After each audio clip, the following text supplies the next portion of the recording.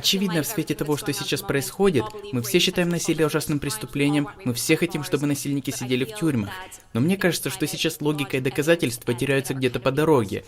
Также стал очень распространен «ты за нас или против нас» менталитет, который приносит больше вреда, чем пользы. Так что бы хотела спросить, как нам лучше всего встать в защиту должных процедур и презумпций невиновности, в то же время поддерживая жертв этих преступлений? Я считаю, что есть еще третий вопрос, который я хочу поднять, который ты не задала. Я отвечу на первые два и потом на третий, который служит логическим продолжением. Когда дело касается того, чтобы встать в защиту должных процедур, то нам нужно вставать в защиту даже тогда, когда это неприятно. Или тогда, когда мы верим в то, что обвиняемый совершил что-то плохое. Потому что если мы теряем должный процесс в одном, то мы теряем его во всем. Когда дело касается того, чтобы встать в защиту жертв насилия, я считаю, что идея того, что мы должны принимать во внимание то, что они говорят, означает, что мы не должны умалять этому значение или списывать со счетов, но это также означает, что мы должны задавать правильные вопросы, чтобы найти истину. Это не означает запугивать, это не означает называть людей лжецами без доказательства того, что они лгут, это не означает издеваться над ними, очевидно, это не означает ничего из этого. На протяжении всей истории с Кристин Блейзи Форд я не переставал говорить: я не говорю, что она лгунья, я не издеваюсь над ней, я не знаю, лжет ли она или говорит правду, я не знаю, вспоминает ли она что-то неправильно, но я знаю, что должные процедуры требуют того, чтобы то-то и то-то было проведено. Теперь о настоящей причине того, что сейчас происходит, и левые об этом очень не любят говорить. Левые уничтожили моральные нормы, когда дело касается отношений. Просто уничтожили. Первоначальная идея заключалась в том, что мужчины должны вести себя с честью и благородством и защищать женщин, а женщины должны, например, поддерживать отношения, так же, как и мужчины. Секс был ограничен браком, как минимум в идеале.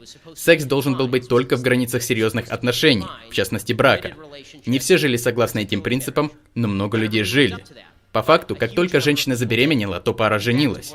Есть исследования из 30-х, 40-х, 50-х годов, которые показывают, что огромное количество детей рождались 7 месяцев после свадьбы. То есть люди спали друг с другом, потом забеременели и женились. Если ты не учишь мужчин защищать женщин, то ты получаешь мужчин, которые изводят женщин. И если ты не учишь женщин, что они должны лелеять ответственных и хороших мужчин, то ты строишь инициативы для плохого поведения мужчин. Феминистки не были неправы, когда они сказали, что мужчины ведут себя как свиньи.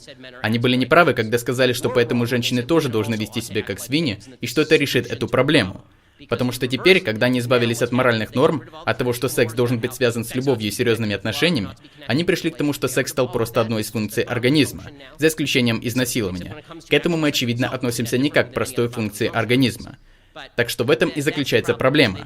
Они создали новый стандарт, в котором секс — это какой-то пустяк, как завтрак. Но когда дело доходит до изнасилования, то мы относимся к сексу совсем по-другому, как к тому, чем оно является, невероятно важной интимной частью человеческой жизни. После чего мы пытаемся пристроить систему согласия, которая, по правде, просто абсурдной в контексте реальности. Мы получаем от студгартов в Калифорнии, что нам нужен «да» означает «да» стандарт, где мы, по сути, переходим к легальному опросному листу, потому что перед каждым своим движением в спальне ты должен спросить: можно ли мне коснуться твоей руки, можно ли мне коснуться твоего плеча, можно ли мне коснуться твоих волос, что никогда не привело к тому, ради чего это все делается. Это что-то типа парадокса Зенона. С этим стандартом, чем больше ты приближаешься, тем дальше ты становишься.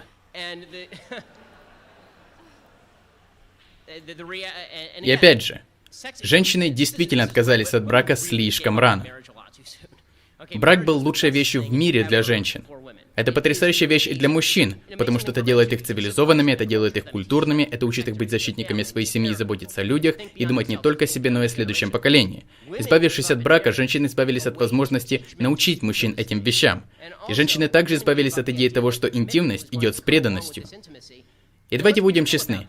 Все когда-либо проведенные исследования показывают, что женщины более удовлетворены сексом в контексте серьезных отношений.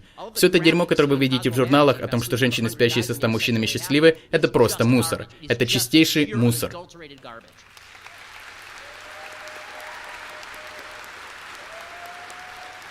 Для доступа к эксклюзивным видео и видео, которые нам заблокировал YouTube, вы можете подписаться на наш телеграм-канал. Ссылка будет в описании.